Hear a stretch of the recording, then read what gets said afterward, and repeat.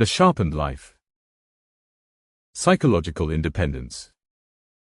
Psychological independence is the state of having a stable sense of self that is not dependent on external validation, approval, or control.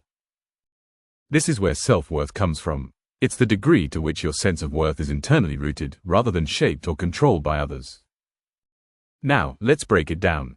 There are two forms of independence: true independence and false independence. Let me explain the difference with a story. Have you ever wondered why your country's net worth is measured in dollars rather than its own currency? After World War II, most countries agreed to use the US dollar, then backed by gold, as the global reserve currency for trading. So, every nation's worth started being measured by how many dollars it held directly and how much gold it had indirectly. Power shifted instantly to the US. They began funding wars, printing money, and growing influence. When other countries realized what was happening, they tried to pull out. They wanted the gold back. The US saw what was coming, and in 1971, it detached the dollar from gold. The dollar became just paper, backed by nothing but faith. And yet, those countries still needed dollars to trade. So now, even though they were independent on paper, they had to borrow, just to stay in the game.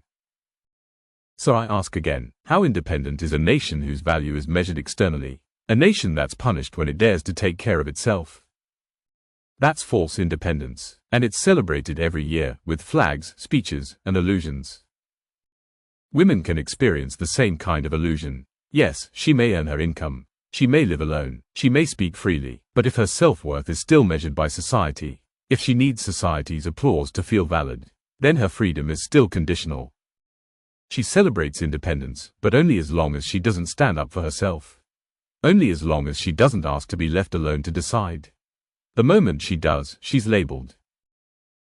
So what does true freedom look like? Imagine a country whose net worth is in its own currency, owns its resources, chooses its partners, and has the courage to say no without fear. That is true independence. But here's the hard truth. Systems don't easily let go of what they benefit from. They won't chain her, they'll control the standard by which she measures herself. To be truly psychologically independent, a woman must fight. Not with noise, not with argument, but with understanding. She must learn how the system works, then build an internal world that makes the system irrelevant. Not by crushing it, but by taking away its power. Not through aggression, but through knowledge and intention. True psychological independence isn't loud. It's rooted. In our next video, we'll talk about what it means for a woman to be psychologically interdependent. Until then, stay safe, stay true, stay free. Bye. Don't forget to like and subscribe.